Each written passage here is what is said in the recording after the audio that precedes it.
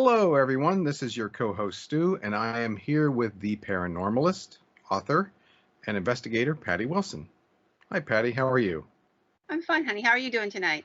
I'm I'm pretty well. Good. I'm glad to hear it. We're just going to leave that in there. Yeah, we flub up, folks. It happens. Yeah. It does all the time. Mhm. So I was gathering stuff looking for something unusual about Christmas, and I came across something that took me down a rabbit hole. So I'm going to start out with what I found that took me where I went.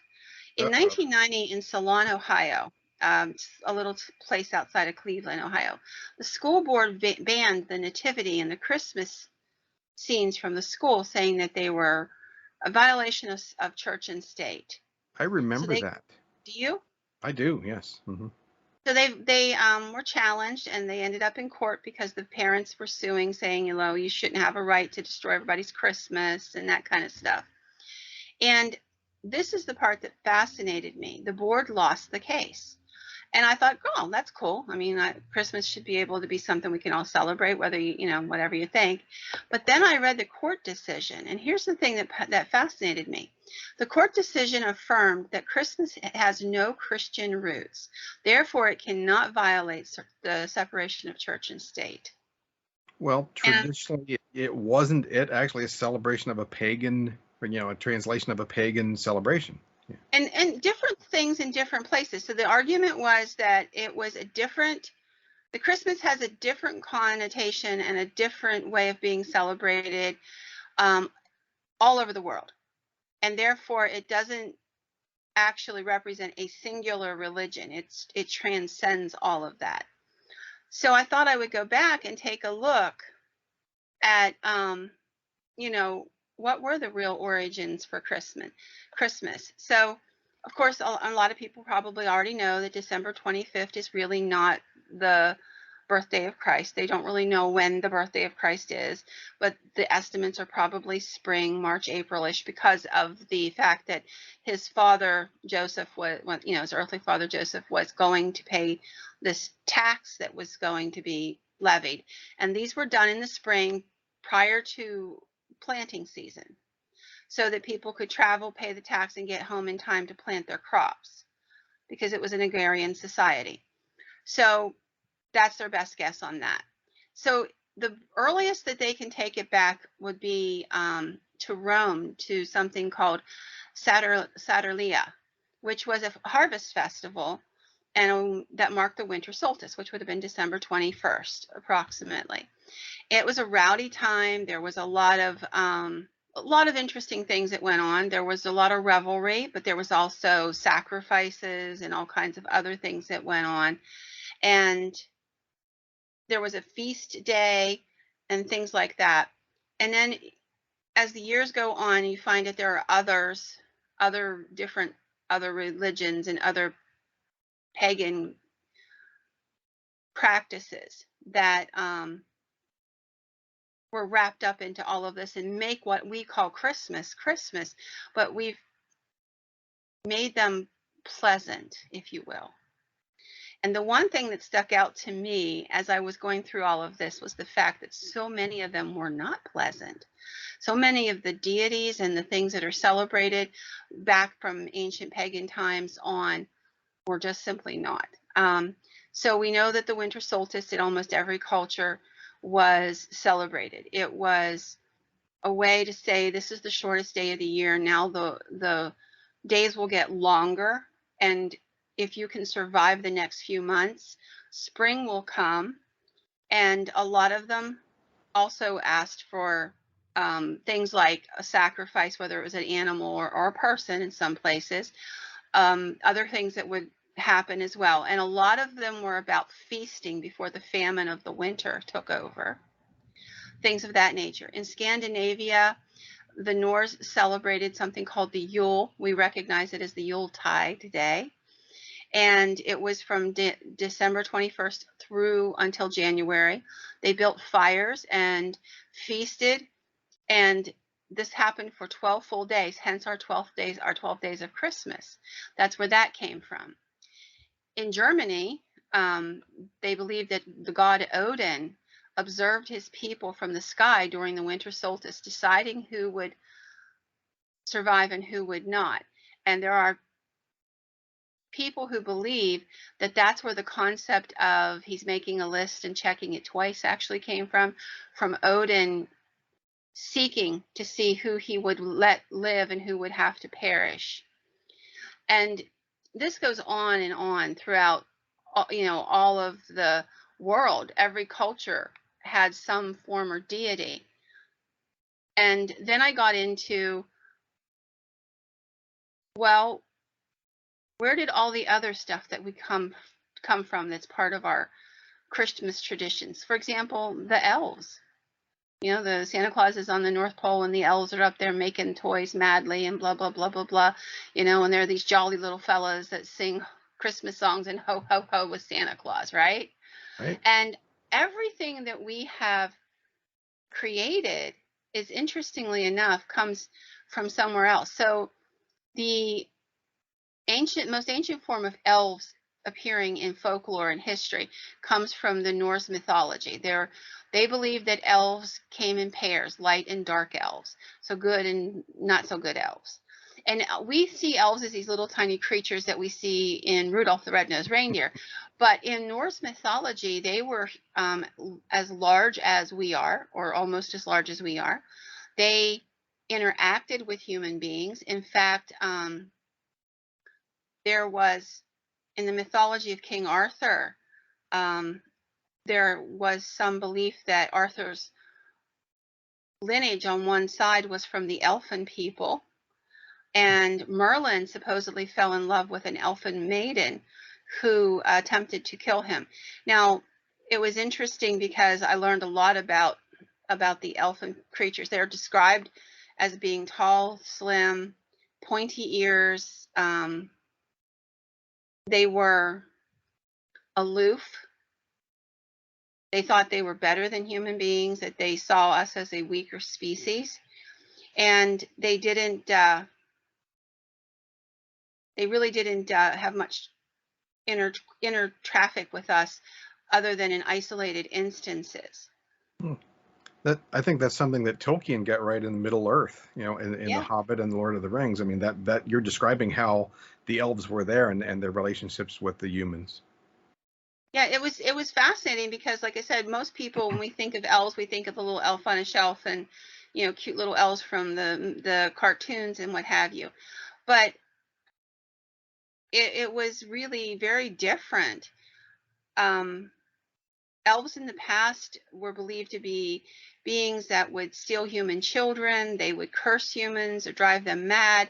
If they would interfere in their lives, and if you would cross an elf, that's when you would really kind of get their ire up and cause harm to them. Now, we've done episodes, I believe an episode a while back where we talked about elves and fairies and gnomes and stuff, but there were just a couple stories that stuck out to me as I was going down through it. I have enough material, honestly, to do another entire episode on that.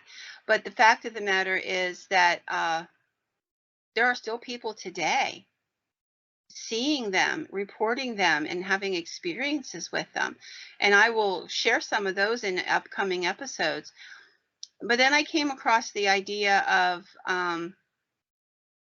the elf on a shelf. And I was like, where did that come from? And that's kind of new. I don't remember there ever being any of that stuff until like 15 years ago or something. Me neither, and I thought that was strictly commercialism. Yeah, and that's what I thought as well. And then I did find out the origin of it. So in 2004, there was a writer by the name of Carol Ebersold, and she wrote a story for her daughter, Chandra Bell, and it tells about Santa Claus and how he knows if kids are naughty or nice, is that he sends his elves to visit and keep an eye on them, especially during the holiday season.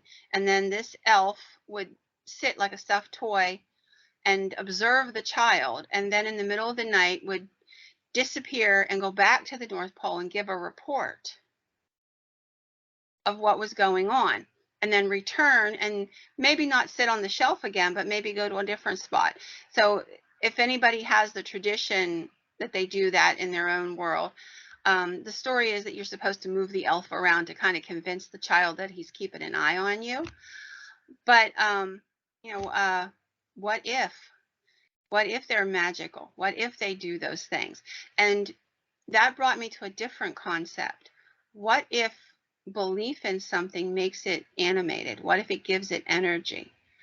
In the paranormal world, there's a strong belief that you can speak things into being, that you can create things by expecting them to be. There's a wonderful story many, many years ago I read, and it was about this guy who was a radio show host, and there was this house outside the town he lived in, and as a Halloween gag for his radio show, he decided he was going to go in, and the story of the house was that somebody haunted this one bedroom, and nobody could stay the night, and people had like died of fear in this bedroom and what have you, in this old abandoned house. So he kind of gears up all his radio listeners, and tons of people are tuning in, and he's, you know, in there in that bedroom in that house, and he's got his the gentleman who's his assistant there, you know, and he's kind of given this play-by-play of things that's going on, and then all of a sudden things take a terrible turn, and he starts to hear footsteps coming up from the floor below, and he hears them in the hallway coming toward him, and they're sure there shouldn't be anybody in this building. And eventually the entity actually enters the room, and it dawns on him that it was literally created out of the thoughts, the way everybody was holding on to his story as he was telling it, that they literally thought it into being. You've mentioned that before, and the name eludes me. Where somebody, you know, there was a specific name for that type of entity. Yeah. And I know what you're talking about, and of course now it's going to go flying out of my head as well. But there is a belief in Eastern mythology, in Eastern practices, that you can create a being, a spiritual being out of nothing, and it is believed that that might actually explain. There are stories now. I have found some stories of elf on the shelf kind of things where they actually have done stuff or appear to have done stuff that nobody has assisted them with, moving from place to place or disappearing out of a spot and then reappearing when everybody was in the other room, stuff like that. Some interesting stories about it.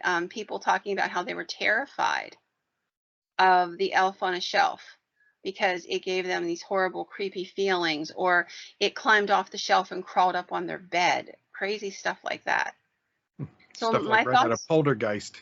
yeah, I mean, Yeah. my thoughts were, I wondered if there was some way that, you know, believing in something as strongly as a child can believe in something like that might actually animate it in some way. If something spiritual uses that energy to inhabit that toy and make it work. No different than, you know, dolls that are possessed and stuff like that. So they might actually possess it for a while. I just found it interesting.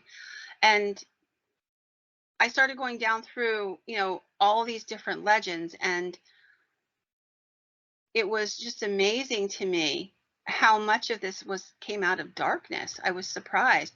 So in Icelandic tradition, they have Yule celebrations, and it was Jol. Now we call it Yule, Yule. And it was kind of akin to Halloween for them, but it took place during the winter solstice. And people would gather. The dead would rise. Elves and trolls and other creatures would come out of the woodwork, literally come out of the earth, and take over for a small period of time. They would don masks, these entities, and visit the homes of unsuspecting people. It's very dark and Halloweeny like. And of course, we'll get into Santa Claus at the very end. He's obviously the grand poobah of all our Christmas stuff. But, you know, over the last 20, 30 years, Krampus, the concept of Krampus has come back into being. He had all but died out.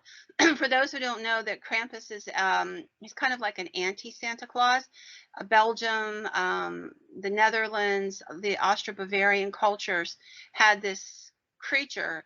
He was shaggy fur, horns, long curved tongue and fangs. He was pre-Christian pagan entity, supposedly accompanying Santa Claus.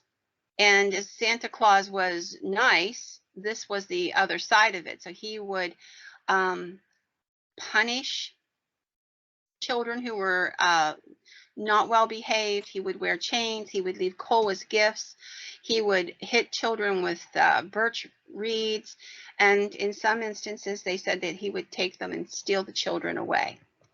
And I thought, wow, that's just crazy. What an awful thing. But there are so many of these things. There are literally almost a dozen cultures that have witches, that are Christmas witches. I had never known that. Each of them have different personas, but many of them they're witches. They ride brooms, they perform magic. And it was interesting to me. The worst of the whole lot, and that's why I think she sort of fit the bill, was one called Grilla. And she was an Icelandic giantess. She was married 3 times according to folklore around her. She was basically a female deity prior in pagan times. And she would kidnap children that were misbehaved and do away with them. She had with her something called, and I'm going to probably mess this one up, Jolakaturum, which was a hellcat. And she also had with her something called the Yule Lads, which were her 13 children who caused mischief. And the cat, interestingly enough, is this huge cat that would terrify people.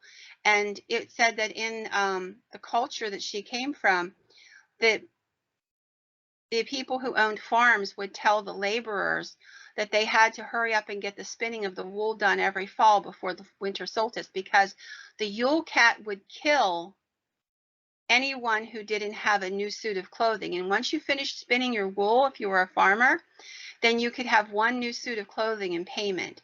So if you didn't have the clothing, that meant that you were a lazy person. And you can see where this is all coming from. So they actually used it for financial gain, if you will.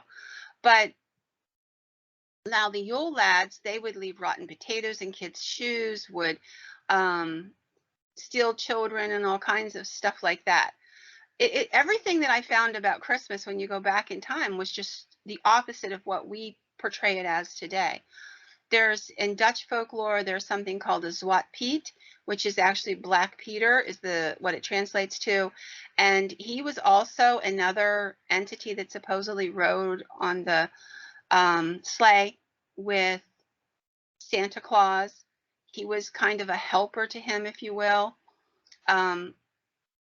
There's an entity called Percha, which goes all the way back to the Middle Ages. She's also a deity. In some other cultures, you'll find her as the Bufana or the Babushka in Russia. And again, she's kind of a witch, a domestic goddess. She either is really, really ugly or really, really pretty, depending on which culture you're going to. And she leaves obedient children and good servants, silver coins, but bad children are stolen and killed. She rides a broom, and she fits every criteria for being a witch, but she is seen in many Christmas celebrations throughout Europe. And along with her come these entities that are called straggles, and they are basically demonic looking entities that steal the naughty children. You know, you have to placate these entities by leaving them food to eat out at night on the solstice eve. Sound vaguely familiar? Mm-hmm. Milk and cookies in the north, or biscuits and gravy in the south, right? Exactly. And then I found this really, really, really weird one called It's a Welsh tradition, and if I say it wrong, I apologize. It's Mary Lard, and basically it's a skeleton of a horse that they animate. I cannot, like, I read it and I was like, you're kidding me. It's a Sounds like a horse. Tim Burton thing. Yeah, it's a horse zombie. They actually take the head of a real horse that back in the day, and they would somebody would hold the head, and another person would walk behind them, holding onto their waist, and they'd have this hide, if you will, or whatever this was that was representing the horse's body, and this skeletal head sticking out of the top of it. They would knock on doors and sing songs and request entry into the house, and they would have to be given something to eat to go away. Sounds like carolers. Yeah. Carolers, yeah. And it was just, and nowadays they use a paper horse skull most of the time, but you actually can find in the region, they still do this tradition. And I was like, I had no clue. I had no idea. And then there's the Catch Rupert, which is kind of like Krampus, also an assistant for Santa Claus. And he was a farmhand who, or a farmer by trade in his life, but he supposedly was a feral child Santa Claus had discovered and raised him. And then he became a farmer, but he would accompany Santa Claus on his journey every year. And he would leave you a sack of ashes if you didn't pray and you weren't a good child. And then we have the Belschnickler, der Belschnickler, which is Germanic in nature. He was a figure I'm a lot more familiar with because my family comes from the Pennsylvania German traditions. So der Belschnickler was actually a man, an entity dressed in old clothes, a big heavy fur coat. He would be all covered in soot and dirt, and he would carry this big pack on his back and often have switches and coal and what have you in another bag in his hand. And he would basically break into the house, literally, or pound on the door, and the family would let him in. And he would scream, "Who's been a good child this year?" and cast out of the big bag nuts and candies and stuff like that. And if a child came forward to grab some of it because they were excited, he would snap his whip or slap their hand with the stick, and he'd say, were you good? And it was kind of a tumultuous thing. They would eventually get their candy and stuff, but you had to kind of go through this fear to get there. You had to go through the traumatization and the gauntlet to get your candy, right? Exactly.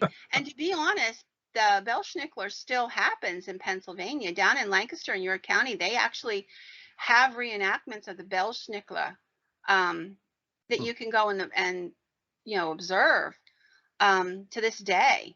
And interestingly enough, from the area I live in central Pennsylvania, Bedford and Fulton counties had their own much more benign anglicized version of the Belschnickler.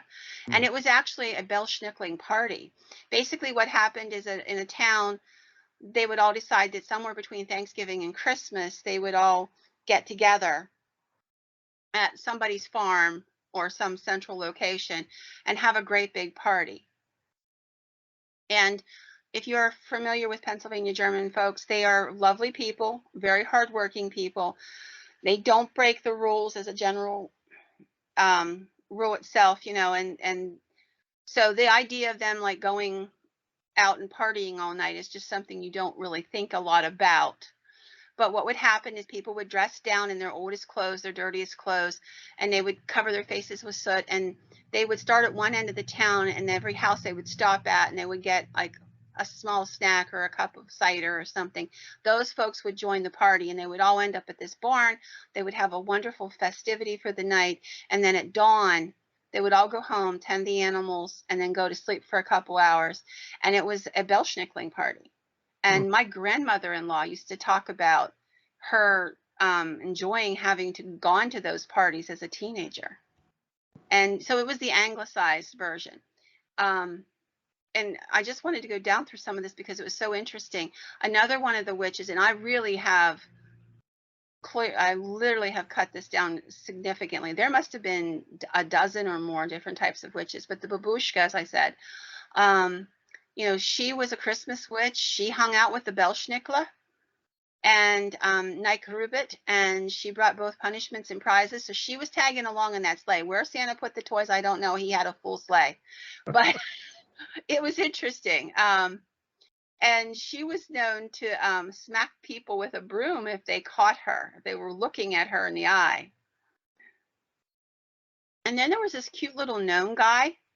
And I know he looks adorable. They've actually like have artist renderings of him. And he's this little fella pushing a little wheelbarrow, and he's called the Tomten.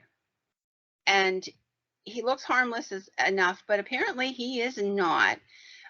He's a gnome, and he possesses immense strength. He's easily offended.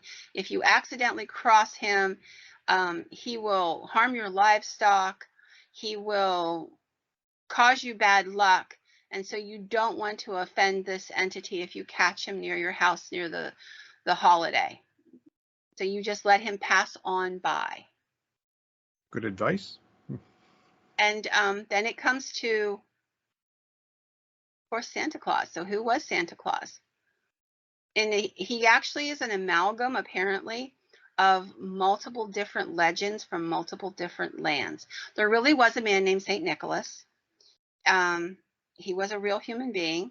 He was a protector of children in the Scandinavian culture. He was known as Santa Claus, and eventually his name was changed to Nicholas. Nicholas meaning victory, and or victorious one. Interestingly enough, he had actually supposedly could leave his body and go to other places, stuff like this. He could fly, is how they put it. And I wondered how much of that might have played into the concept of him flying. Also, the idea of the reindeer. Odin supposedly had a sleigh that he would sail through the sky with, pulled by reindeer. So there's another possible origin for that story. And actually, I thought that reading about St. Nicholas was really interesting because there's a lot of real history involved with him and what he did. And of course, the one story that is attached to St. Nicholas is the story about gift giving. So apparently Nicholas was a patron of helping the poor, and he was a well-to-do man. So he would leave coins in children's shoes. They would set their shoes outside at night, and he would leave coins in their shoes. And there's a story that there was a certain man in this one village he knew of who had 3 daughters, and none of them had a dowry. And in that time frame, if you didn't have a dowry, it was hard to get married to a good husband who could provide well and would be well-to-do. So the man was just despairing of if he was ever going to be able to get his daughters married to somebody who could care for them.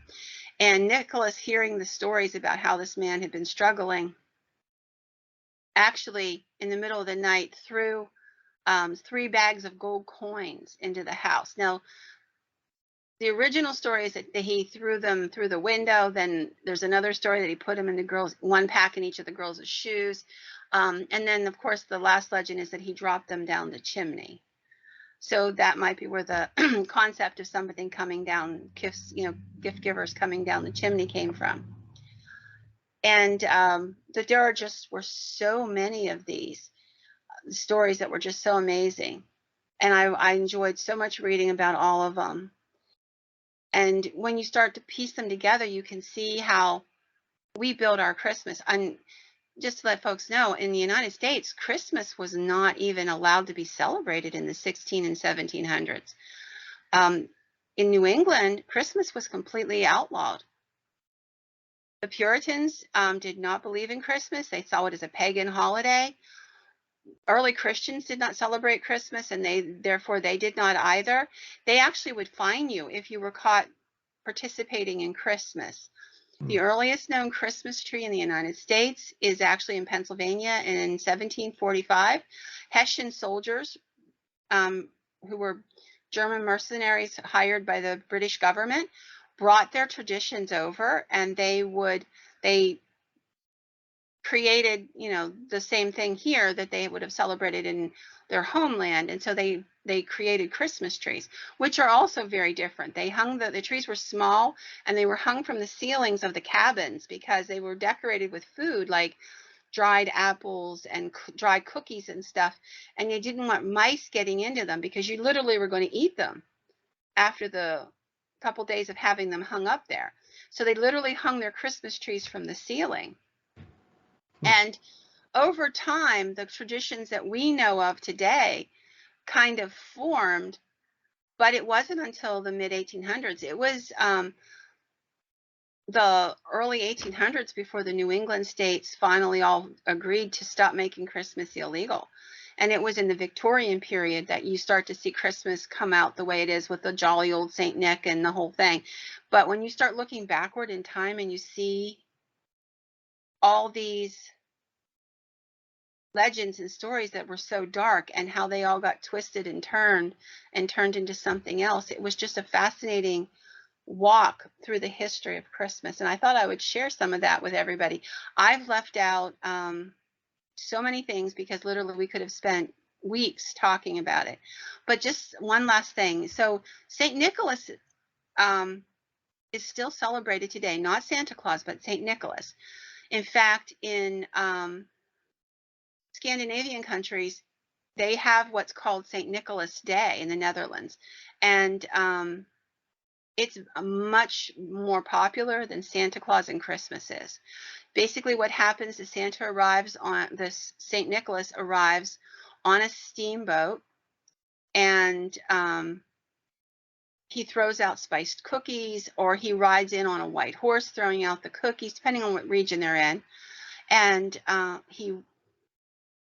he's giving gifts to them, the cookies and what have you.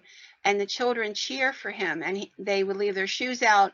And it all happens on December the 5th, and has nothing whatsoever to do with the solstice.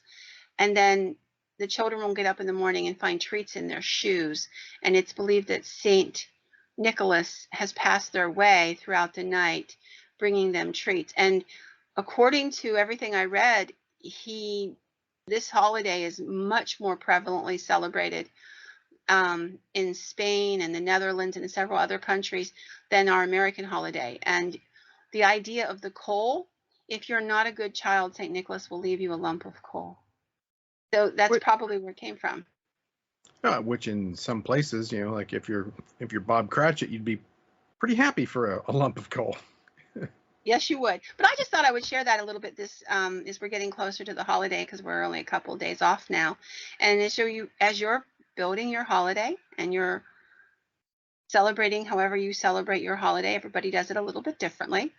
Know that your holiday goes backward in time, and that there's some really interesting, sometimes dark, sometimes funny, and sometimes very spiritual belief systems that have amalgamated to get us to the point we're at today. Nothing in this world stays stagnant. And 100 years from now or 200 years from now, I'm sure people celebrating Christmas won't recognize our Christmas and look at it as a bit archaic as well. Yeah, and as I'm listening to all of your stories, there's one thing that went through my head, was that all of the stories and everything you've come up with is Northern Hemisphere.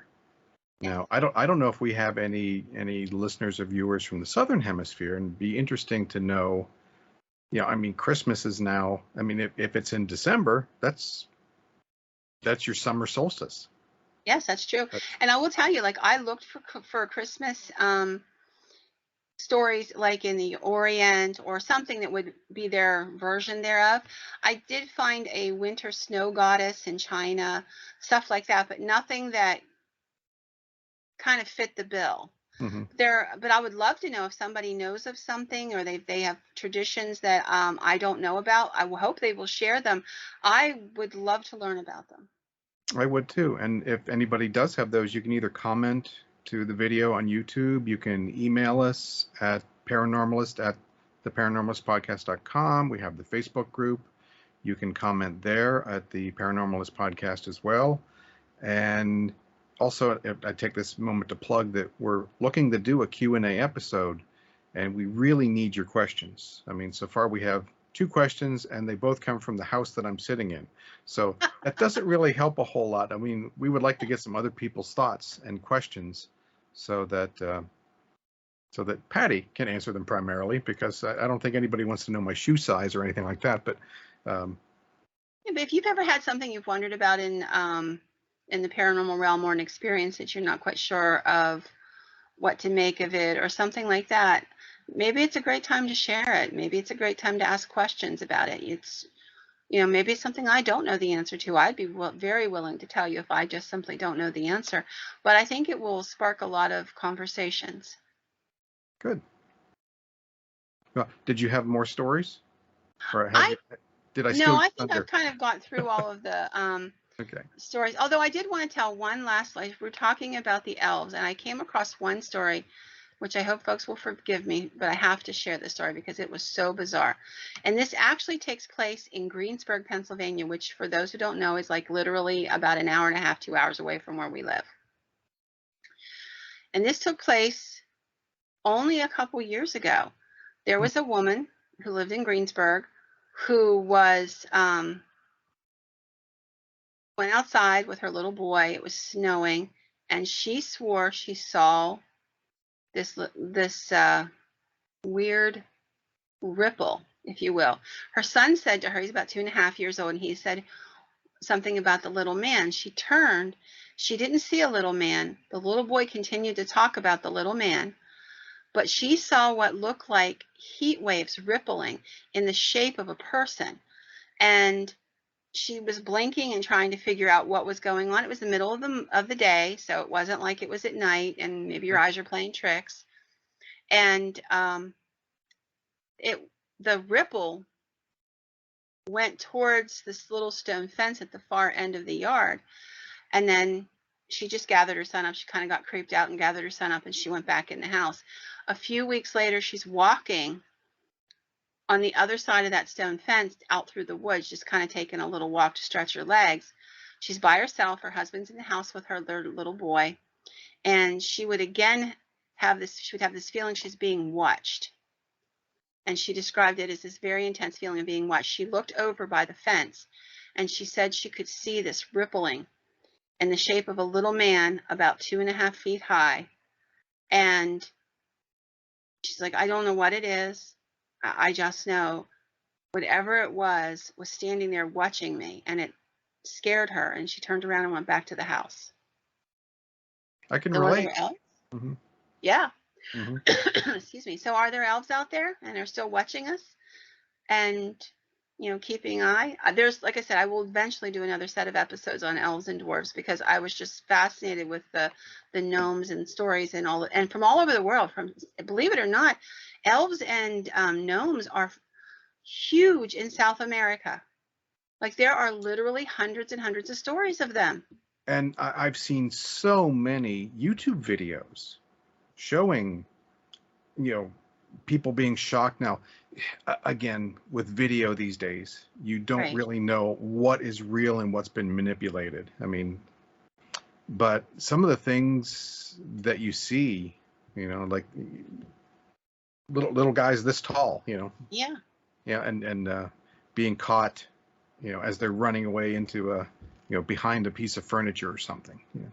Yeah, I saw one from South America.